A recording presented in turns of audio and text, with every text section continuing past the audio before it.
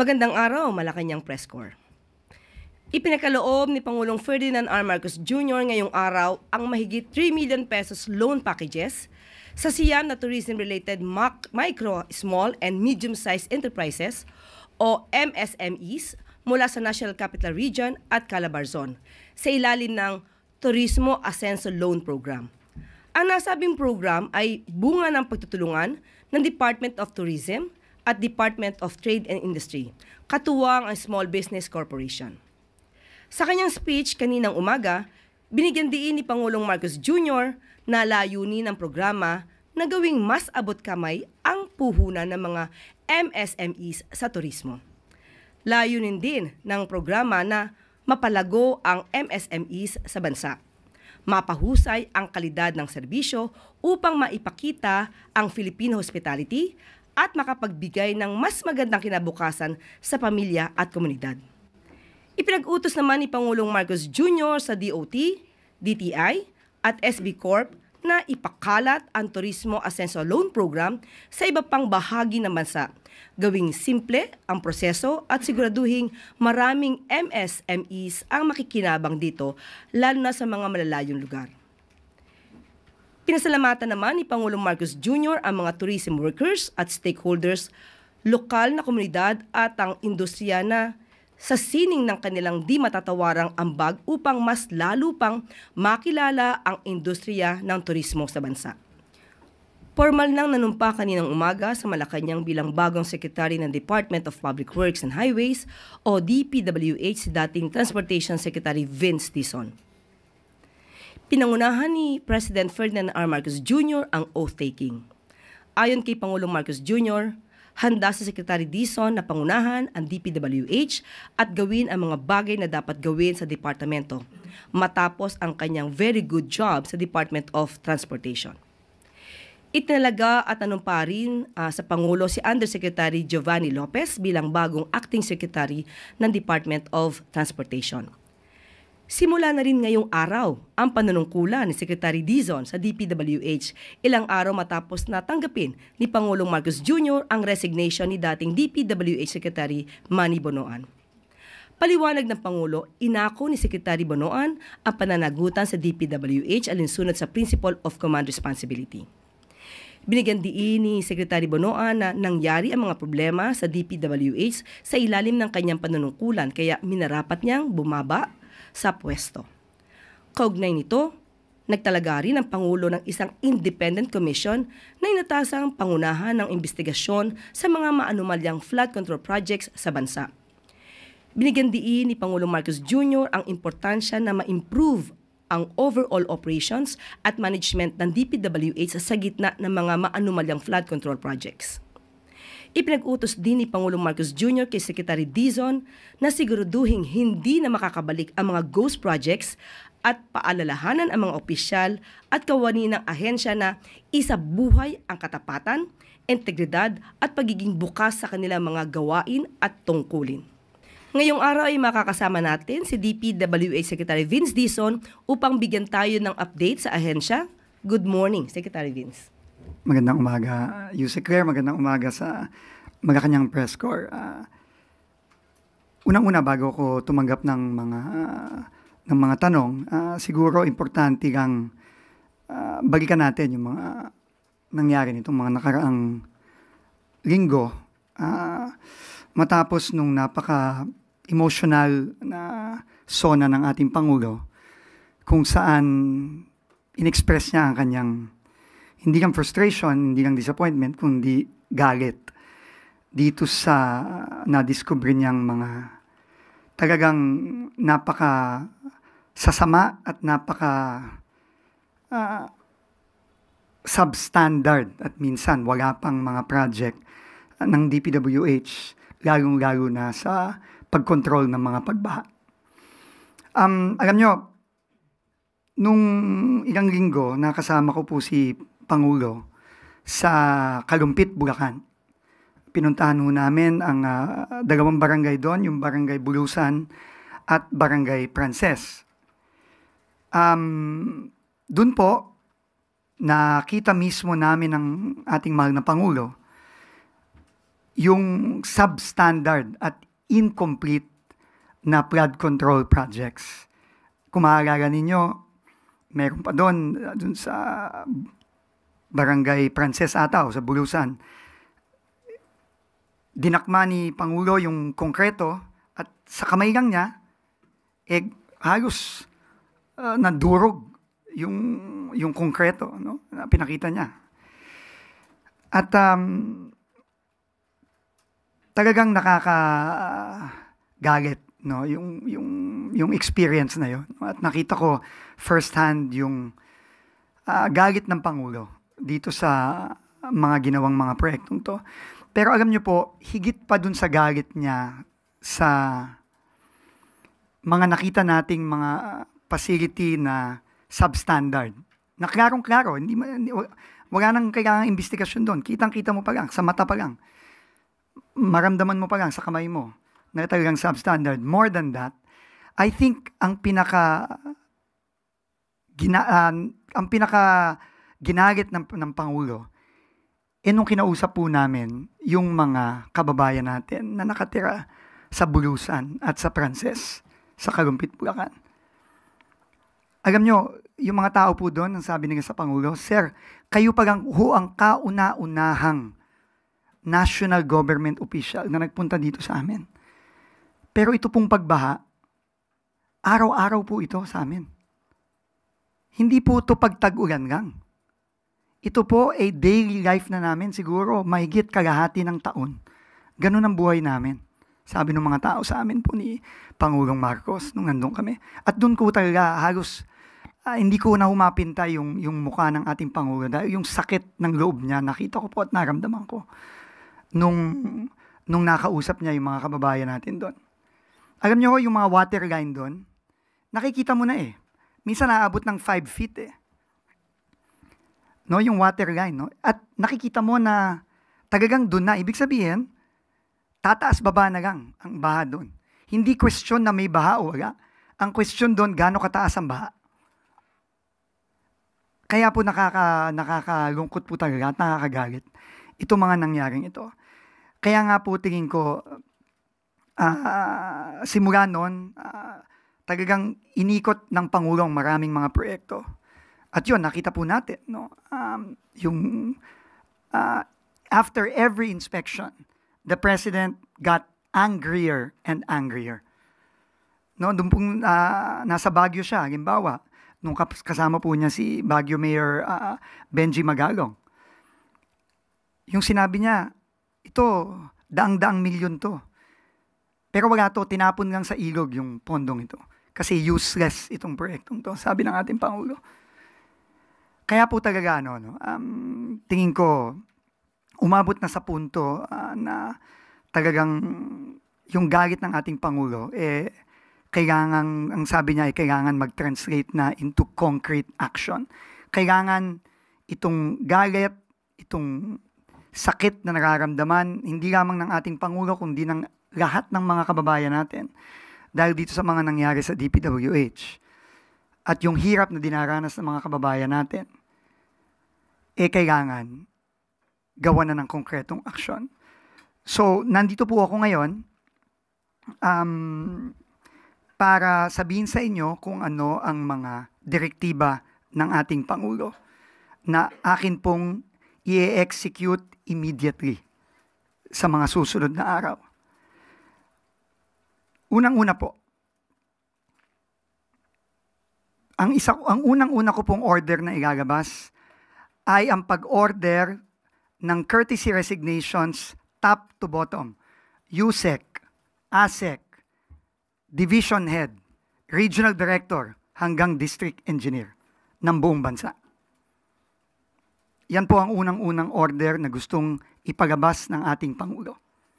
Ito po ay simula ng sinabi nga ni Yusek Claire kanina na clean sweep, paglilinis. No? Yan po ang unang-unang direktiba ng ating Pangulo. Nag-usap po kami ng matagal kaninang umaga. Sabi niya, linisin ang DPWH. At ito po ang simula.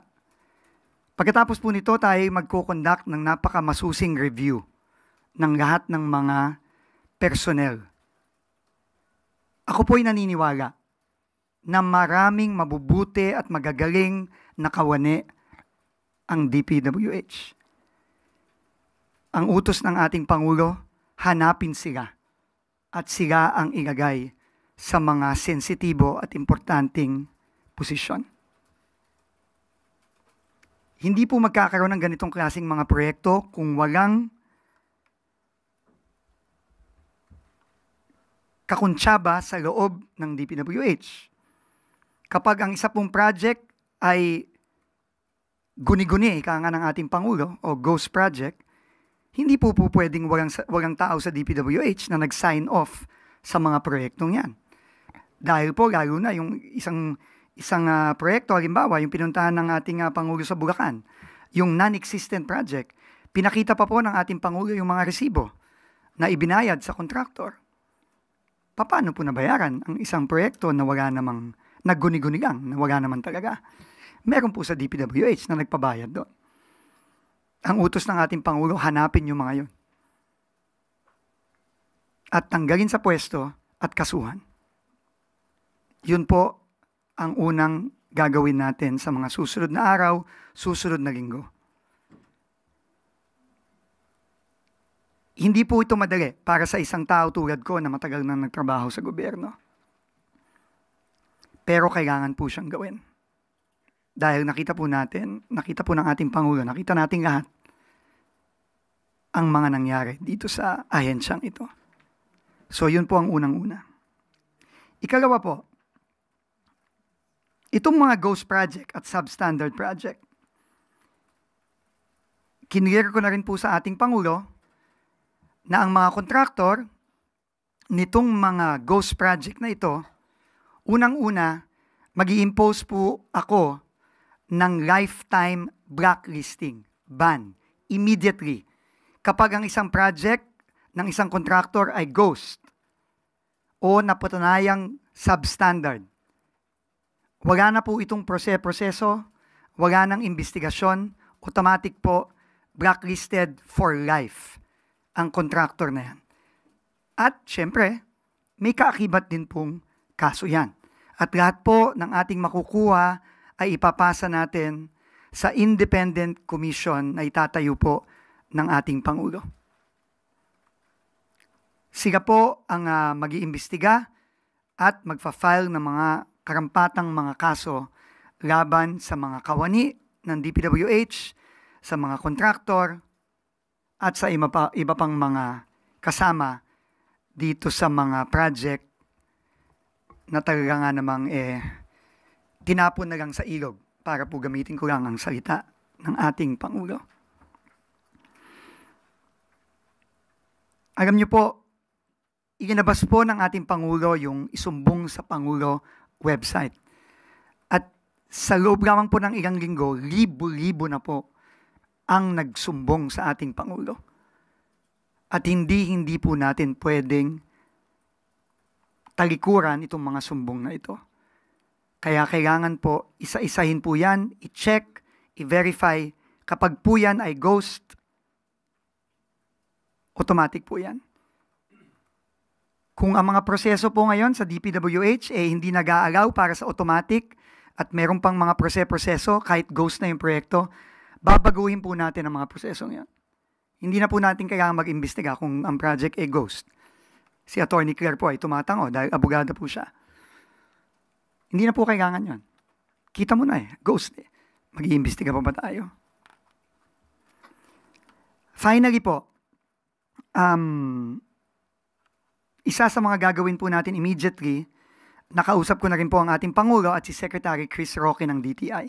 Magkakaroon po tayo ng sweeping revamp sa tulong ng ating Secretary of Trade and Industry at ng Office of the President ng PCAB. Narinig po natin yan sa mga investigasyon sa Senado. Na-mention po yan ni Senator Ping Lacson.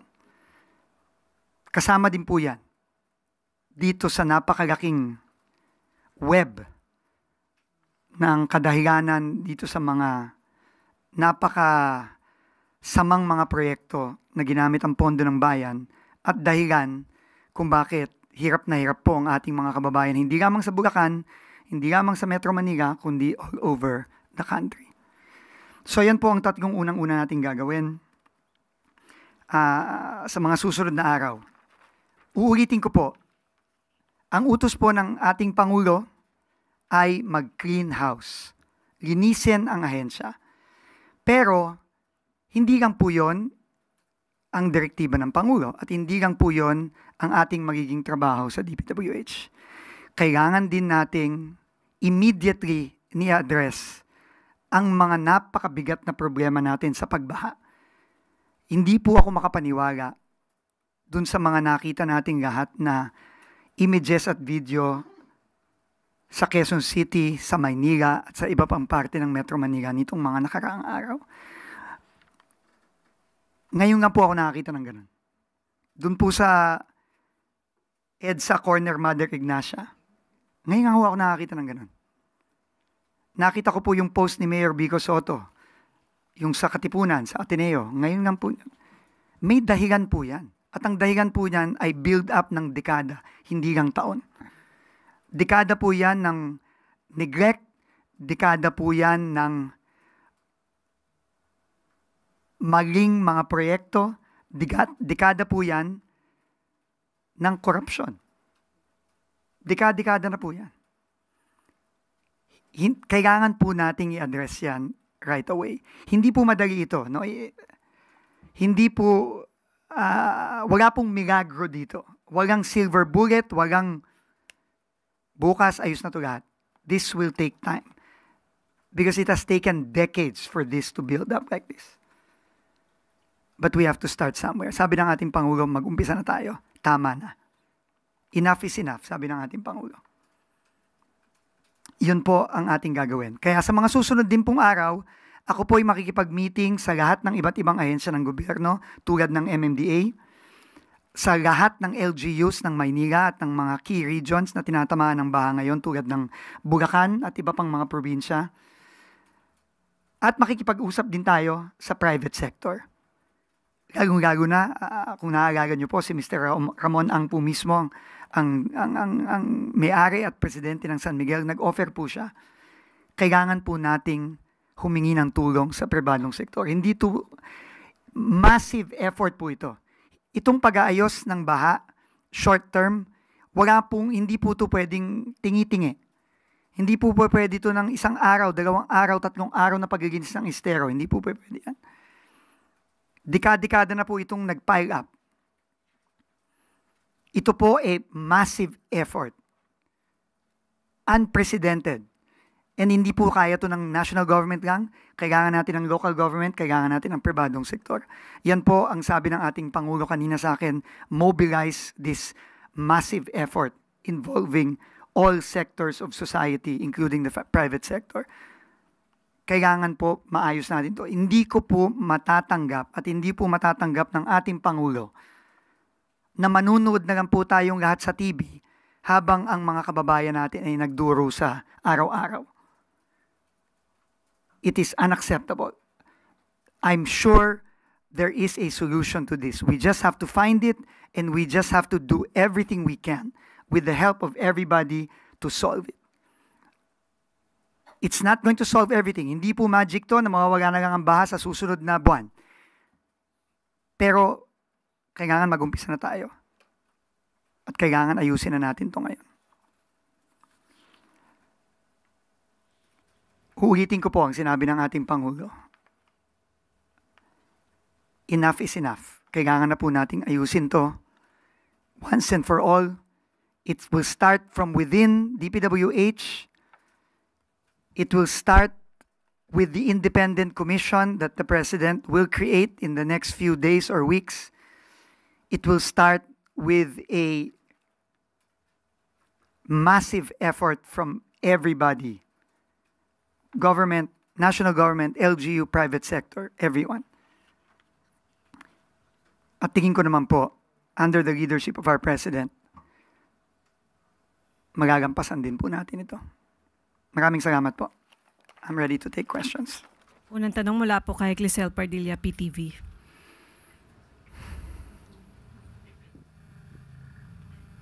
Good Good morning, Secretary, and again, congratulations po. Nabanggit nyo kanina, lilinisin ang ahensya. Hindi ko alam bakit kayo nagko-congratulate sa akin. Sige po. Thank you po. Courtesy Joke lang, joke. Opo. At mag-courtesy resignation, are you not worried po na baka konti na lang yung matira sa mga kawani Hindi ng naman. DPWH? Hindi naman. Napakaraming kawani ng DPWH. Ito lang talagang critical, critical positions na wala tayong choice. Wala tayong choice. At syempre, courtesy resignation naman yan. So, ibig sabihin, habang hindi tinatanggap ang kanilang resignation, tuloy-tuloy ang kanilang trabaho. Hindi naman sila pwedeng abandona ng kanilang trabaho. Pwede pa silang makasuhan ng abandonment of duties yon. Courtesy resignation ito. Pero kailangan talaga clean slate tayo. Yun ang sabi ng Pangulo. At hindi pwedeng top lang, hindi pwedeng bottom lang, top to bottom. So, siguro, abangan na lang natin sa mga susunod na araw, susunod na linggo, dahan-dahan nating i-fill up itong mga posisyon na ito ng mga tao na tingin natin kasama ng Pangulo sa paglilinis nitong ahensyang ito. Sir, follow-up question. Sabi ni Pangulo, very good ka daw. How confident are you that before President's term ends, may mananagot po at may makukulong? Thank you. Kampante po ako dahil yun po ang sabi ng ating Pangulo. At napakaganda po ng kanyang idea na magtayo ng independent commission. No? Ang DPWH po, ang DPWH Secretary ay hindi po investigador. Hindi po tayo tagapagpakulong. Tayo po ay nandito para ayusin ang departamento at siguraduhin na ma-address natin ang mga pinakamabigat na problema ng ating mga kababayan, lalo na itong pagbaha. Pero ito pong pagtayo ng independent commission to investigate and hold people accountable, ito po ang tingin kong proof na seryoso ang ating Pangulo na kailangang may managot. Next question mula po kay Tristan Nodalo, Newswatch Plus. Hi, Sec. Good morning po. Sec, yung sa ano lang po, kasi pinag-utos din ni Pangulong Bongbong Marcos yung lifestyle check ng mga government officials linked to flood control. But you as DPWH Secretary, will you initiate din po mag-conduct ng lifestyle check? Unang-una po, ang pina-conduct na lifestyle check ng ating Pangulo ay hindi lang po tungkol sa flood control. Ito po ay sweeping lifestyle check sa executive. Ang DPWH po ay parte ng ekotibo. At dapat po lahat ay sumunod sa direktiba ng Pangulo. One follow-up lang po, Sec. Siyempre, nung in-offer sa inyo tong role na ito, may mga nasimulan na po kayo sa DOTR din, na lalo na yung mga malalaking project. How do you feel, sir? Kasi parang, di ba, ang worry nung iba, mapabayaan din yung mga nasimulan sa DOTR. So, ano po ang assurance nyo siguro, sir, sa publiko rin? Mabigat po. Aaminin ko po. Napakabigat po. At yan ang mabigat na rason dahil napamahal na ho sa akin ang DOTR sa aking 6 na buwan lang na nandun. Napapahal siya sa akin dahil nakita ko po yung potensyal ng isang departamento na talagang gumawa ng maganda para sa mga kababayan natin. At doon ko po nakita na napakadaming mga magagaling at honest na kawani ng DOTR. Alam naman po natin na madami din pong problema ang DOTR. At dekada na rin po ang problema dyan. Pero doon ko po nakita na talagang dahil sa direktiba at will ng ating Pangulo, nakikita po natin dahan-dahan naayos po. Kahit na yung mga maliliit na bagay, kahit paano po naayos. Kaya mabigat po. Pero nagpapasalamat po tayo sa ating Pangulo dahil nagtiwala po siya kay Senior Undersecretary Giovanni Lopez para po masigurado yung continuity. In fact, nung nag-usap po kaming tatlo kanina, yun po ang kabilin-bilinan ng ating Pangulo kay Acting Secretary Lopez na kailangan ituloy at pabilisin palalo ang mga nasimulan.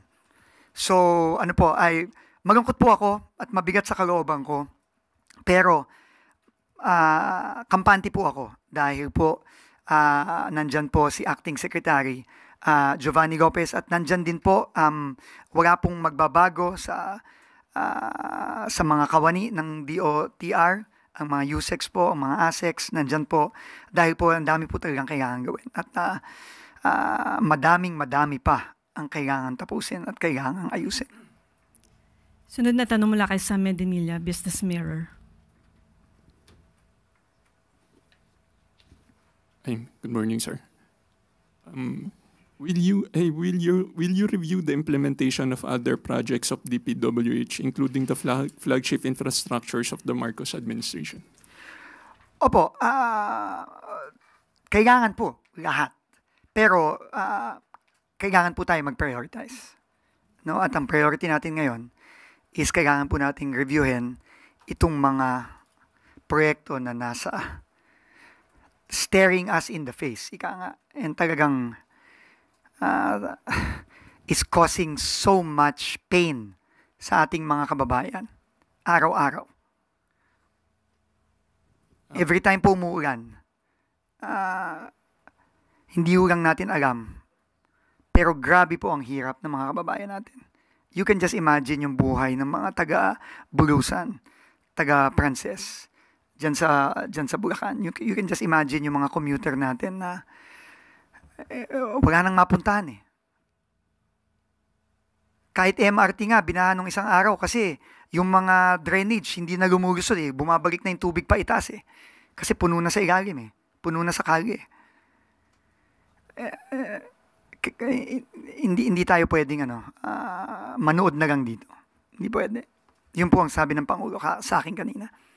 Second question po, sir. Can former DPWH Secretary Manny Bonoan still face investigation if he will be implicated in the alleged anomalous flood control projects even after his resignation? The Independent Commission will investigate everybody. So that is the order of the President. No? I mean, ano po ito? The people deserve accountability. Yun po ang sabi ng ating Pangulo. Quick follow-up na lang, sir. Na-mention niyo po na pinapa-reform rin yung PCAB. Opo. Ano na lang po yung mga expected na reform? Hindi ko pa po masasabi. No? Hindi ko pa po masasabi ngayon. Kailangan ko pong kausapin unang-una si Secretary Chris Roque. Nag-usap na po kami in general, pero pareho po kami, magkatuwang po kami na kailangang baguhin, kailangan i-revamp. Lalo na yung mga napakabibigat na aligasyon na lumabas sa Senate investigations. No, yun din po ang sinabi ng Pangulo sa akin kaninang umaga. No, marami din pong nag-report sa kanya, marami din pong nagsumbong sa kanya tungkol sa PCAB at kailangan pong baguhin din yan. Thank you po. Next question, Ace Romero, Philippine Star. Secretary, you mentioned about blacklist for life sa mga contractors na involved sa anomalous projects. So, iba-blacklist sila for life. How do you address concerns that some of these contractors will just end up renaming their companies to evade those kinds of ban? That's a very good question.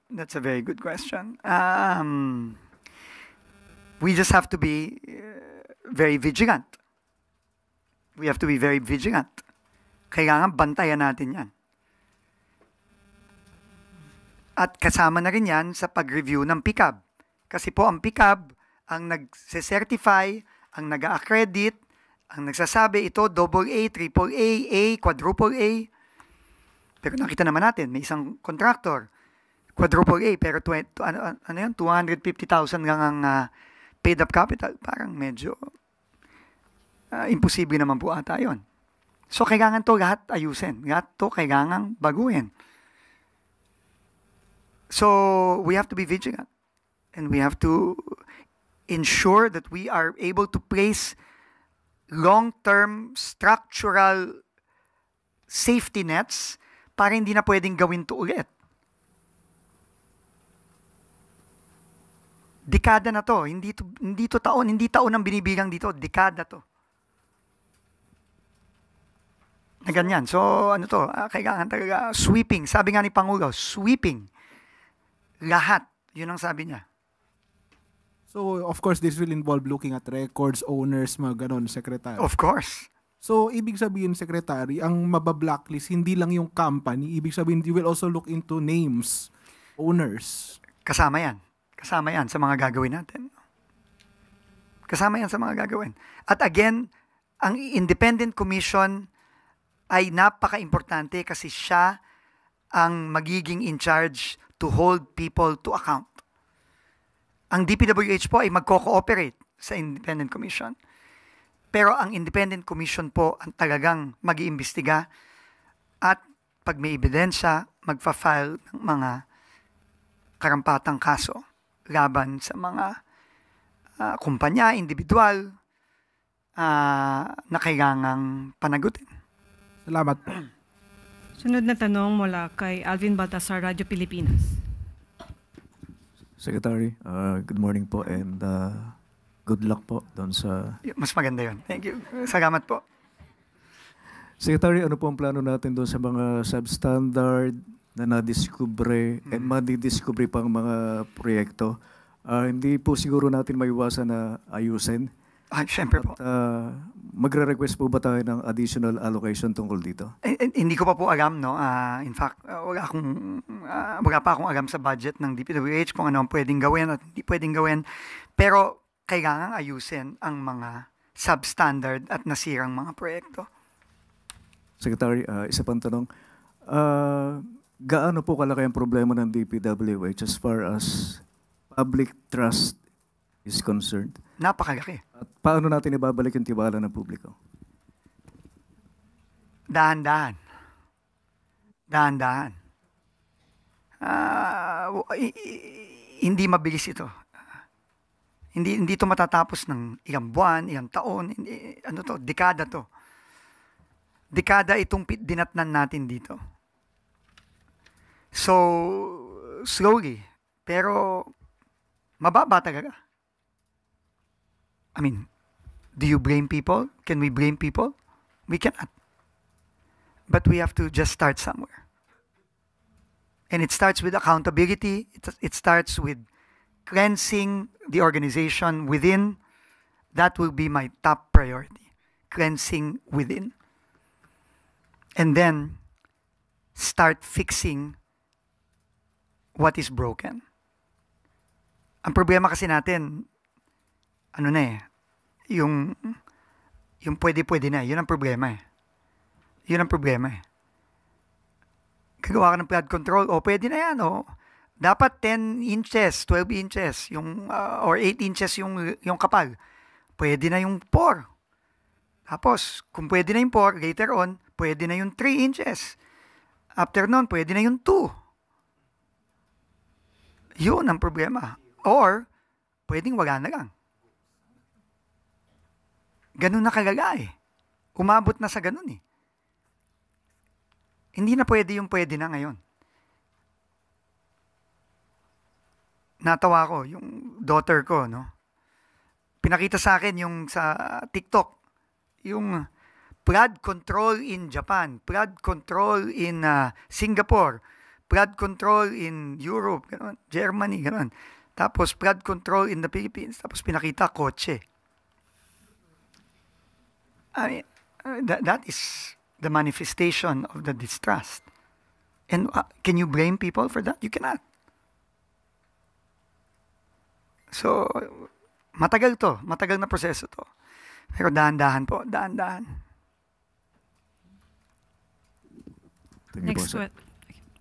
Next question, Tuesday, New DZBB. Good morning, sir. Paano ko ba sasabihin?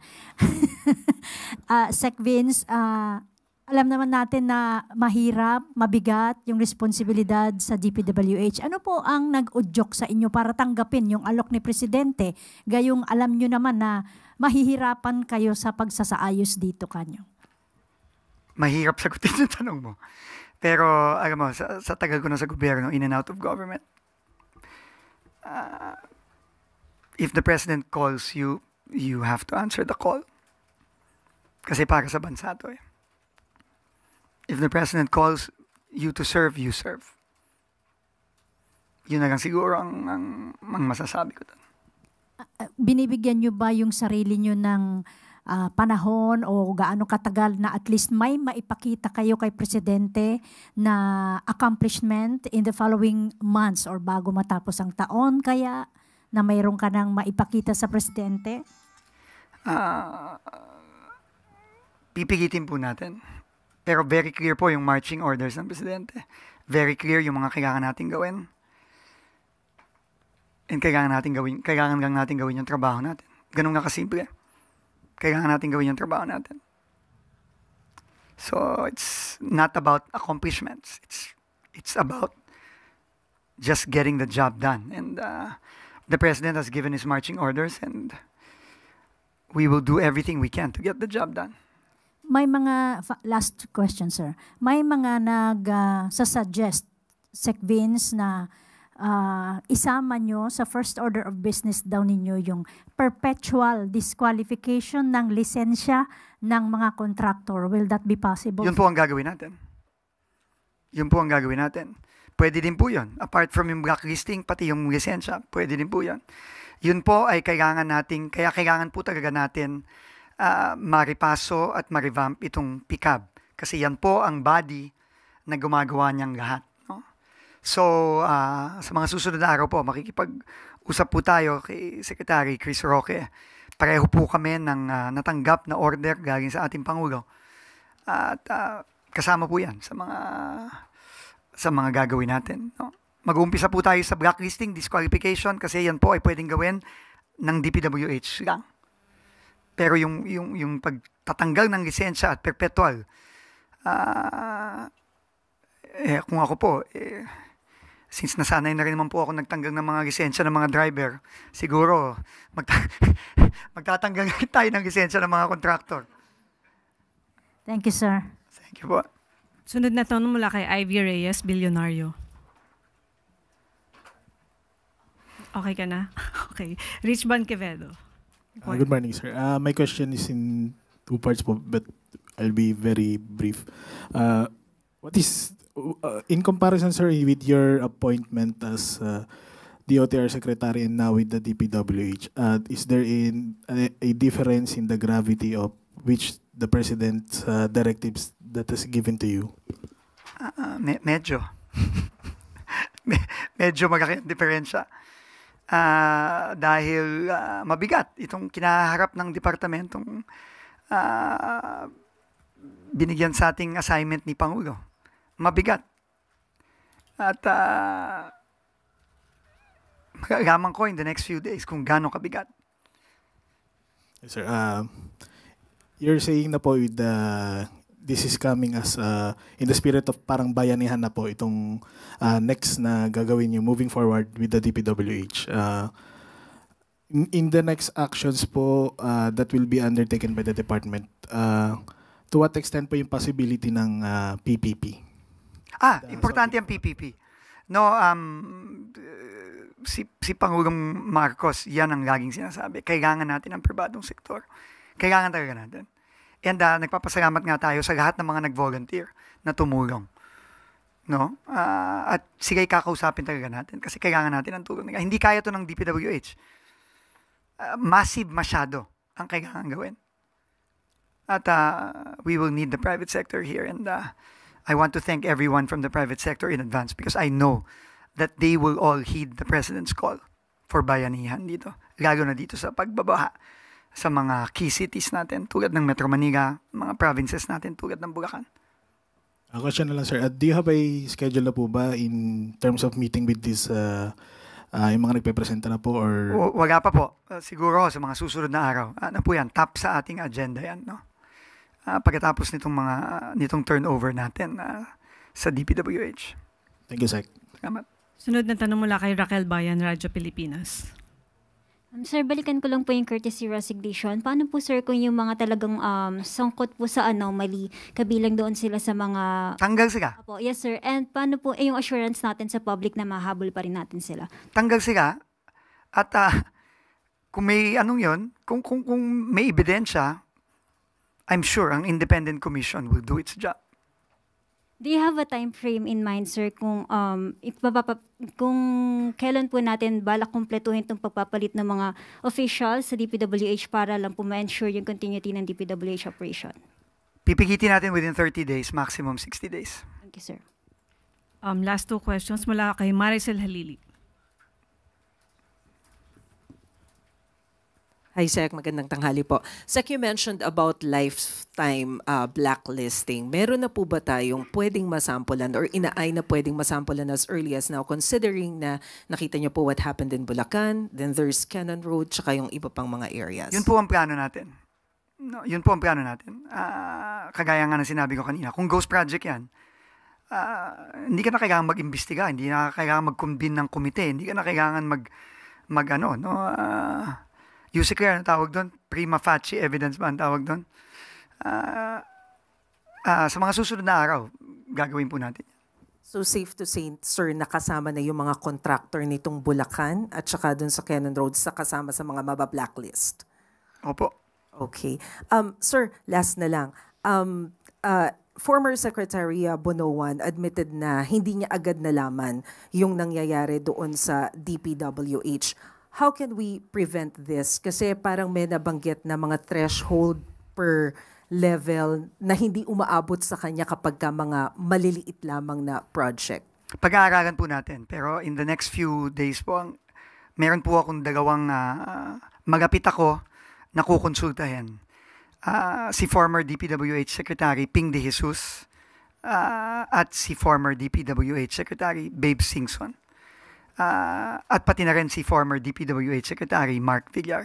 Sila pong tatlo ay kakausapin ko sa mga susunod na araw at hihingi po ako ng guidance kasi aaminin ko po, medyo bulag po ako dito. No? Hindi ko po alam ang sistema ng organisasyon sa DPWH, hindi ko po alam yung mga threshold na sinasabi ninyo. Aagamin ko po ito pero kailangan ko po ng advice sa mga nanggaling na po dyan. No, at yung tatlong po yun na kakilala ko po personally ay hihingan ko po talaga ng tulong at advice at ng guidance. Salamat, Sec. Sunod po kay Ivan Mayrina, GMA7. Secretary, as by your own admission, as someone who has been in government for several years through different administrations, you cannot speak of a sweeping cleanup without also talking about the possible involvement of legislators in all of this.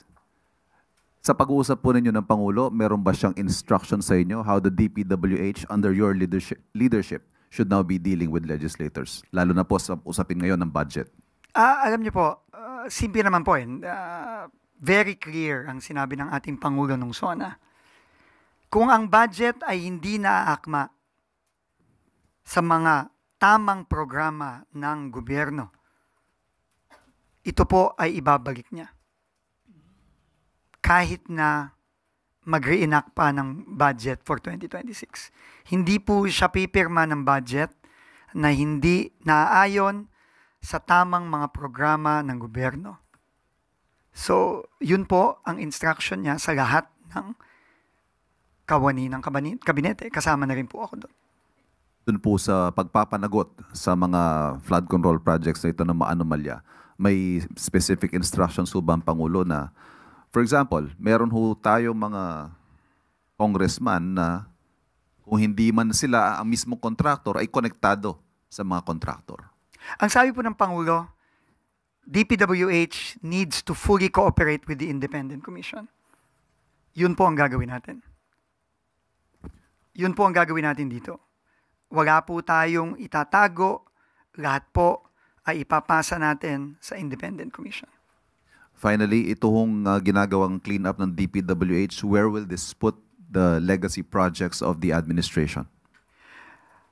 Alam niyo po, yung mga flagship projects po na na-mention na rin kanina, ito po ay mga foreign-assisted projects. No? Ito ay, marami sa kanila, no? ay pondo na either ipinautang o binigay sa atin ng mga partner international agencies natin at ng mga partner countries natin. At ito po ay kailangan mapabilis. At sisiguraduhin po natin na hindi mangyayari yung mga nangyari dito sa mga locally funded projects ng DPWH sa ating mga legacy foreign assisted projects. Yan po, alam niyo naman, ako po yung dating naging advisor for flagship projects. Kaya yung mga project po na yan ay sagrado. Sagrado po yan. At sisiguraduhin po natin ayon na rin sa utos ng Pangulo na we will keep it that way. Thank you. Mula kay Evelyn Quiroz, Filipino Mirror. Good morning, Secretary. Tatanong ko lang po sa Independent Commission, how soon po mabubuo ito? Magkano po yung budget na ilalaan? At mabibigyan din po ba ng subpoena power at saka yung tinatawag nating contempt power para ho talagang yung mga iimbitahan magsalita naman kasi kung wala pong ganun na kapangyarihan hindi parang baliwala. Pasensya na po at hindi ko po masasagot ang tanong mo, ma'am. Ako po hindi kasama sa pagbabagangkas o form nitong Independent Commission. Ako po sinabihan ng ating Pangulo at inanunsyo na rin ng ating Palas spokesperson na ito ay bubuuin. Pero wala po akong ibang detalye dyan. Pasensya na po. Thank you po. Si Claire?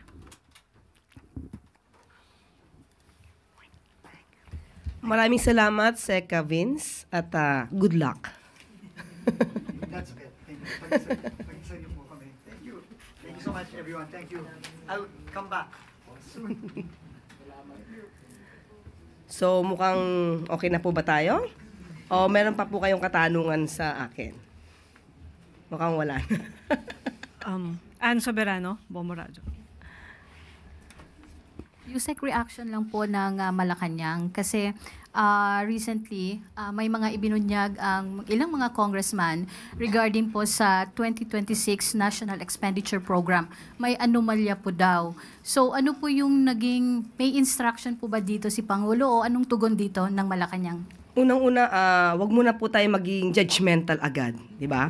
Dahil kailangan po nila muna makipag-cooperate, makipag-coordinate sa DPWH, at kung ano man yung ahensya na sinasabi nilang nagawa na yung proyekto pero nandun pa rin po yung budget. So halimbawa na lamang po, i-example po natin ang Marikina River. Kung may proyekto po dyan, dapat eksakto po yung coordinates kung ano talaga yung lokasyon dahil baka sa haba niyan, ibang parte ay tapos na. Pero yung ibang coordinates naman o ibang lokasyon ay hindi pa. So mas maganda po makipag-coordinate at makipag-cooperate muna sa DPWH para malaman din po natin kung kanilang sinasabi na proyekto ay talaga natapos na. At kung talaga man po natapos na at ito ay isiningit sa 2026 budget, hindi po ito papayagan ng Pangulo. Nadinig po natin, galit na po ang Pangulo. At ayaw po niya na may isinisingit pa sa budget dahil ang budget nito ay para sa taong bayan at para sa proyekto para sa bayan. Ma'am, isa na lang po.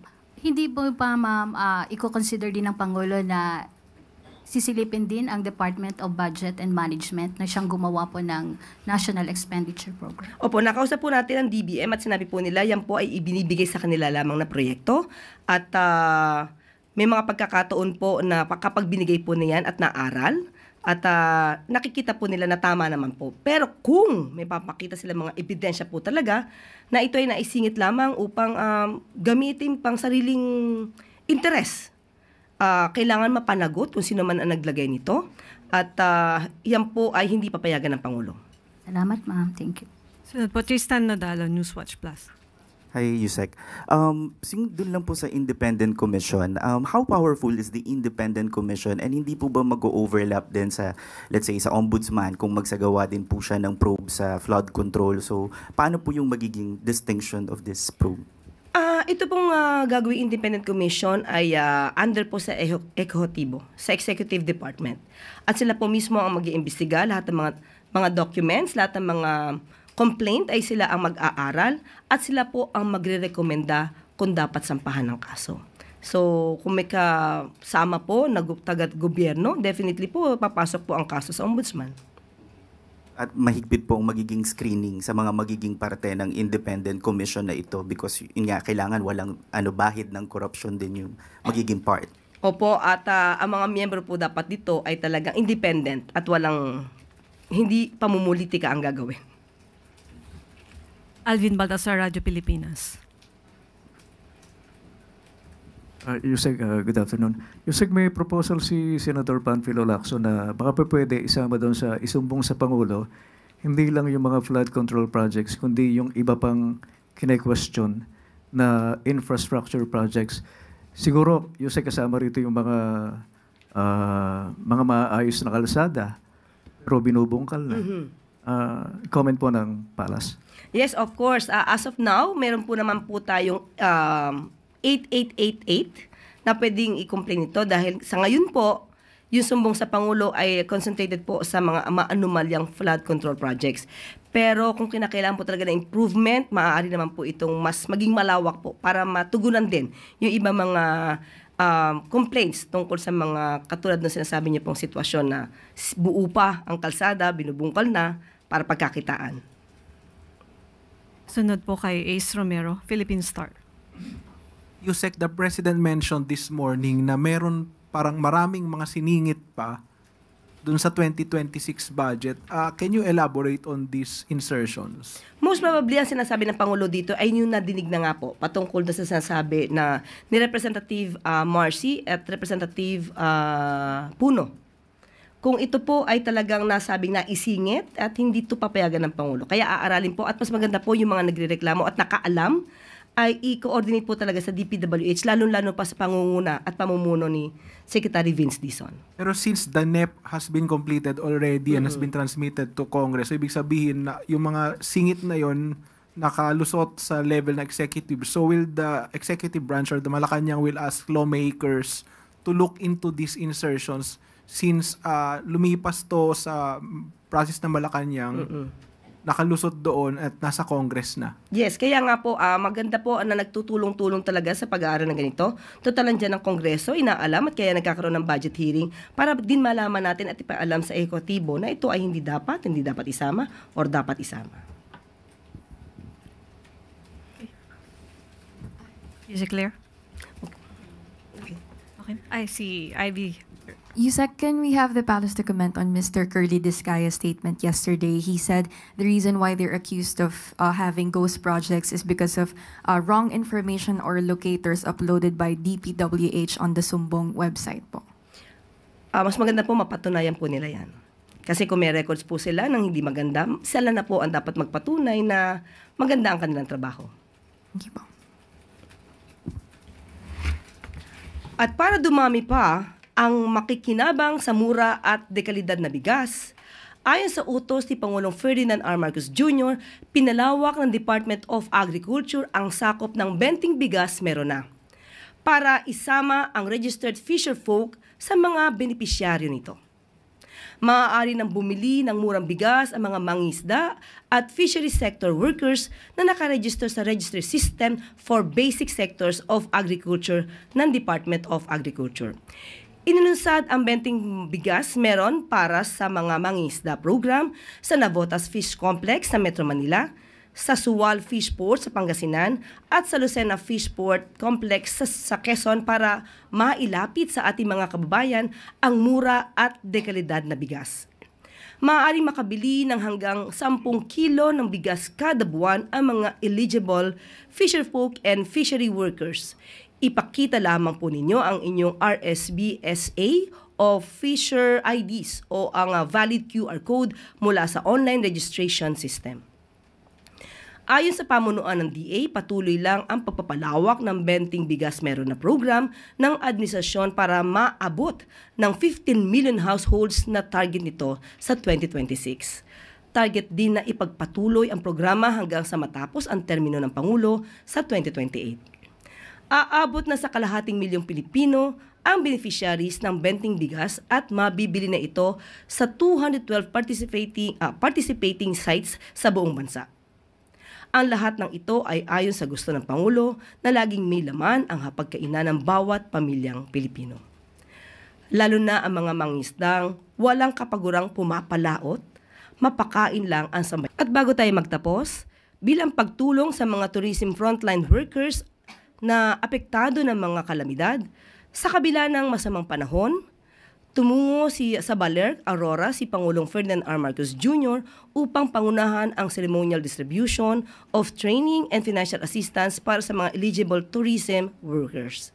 Sa ilalim ng bayanihan sa bukas na may pag-asa sa turismo o BBMT program, makakatanggap ng livelihood training at financial assistance ang mga tourism workers na nasalanta ng kalamidad bilang pag-alalay sa kanilang kabuhayan.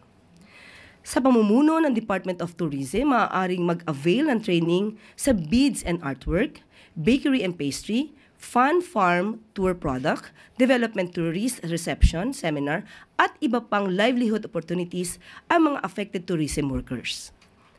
Mamamahagi rin ang Department of Social Welfare and Development ng Emergency Cash Transfer o ECT na nagkakahalaga ng 11,250 pesos sa mga nasalantang tourism workers. Aabot sa halos 1,200 workers sa tourism sector ng Aurora ang matutulungan sa ilalim ng financial assistance at livelihood training ng BBMT program. Naipatupad na ang nasabing programa noong 2024 sa Davao Region at Agusan del Sur kung saan may nakabuang 1,500 beneficiaries at sa Oriental Mindoro naman noong 2023 kung saan may 1,348 beneficiaries. Sa kasalukuyan ay aabot na sa 2,848 beneficiaries na ang napagbigyan ng training at financial aid sa ilalim ng BBMT program. Layunin ng programa na patatagin ang suporta sa lokal na ekonomiya, ipakita ang yaman ng ating kultura at paramihin pa ang oportunidad sa pag-unlad ng lahat ng sektor. Nagbigay naman ng utos si Pangulong Marcos Jr. sa DOT at DSWD na ipagpatuloy at palawigin pa ang programa sa mga rehiyong nasalanta ng bagyo ngayong taon.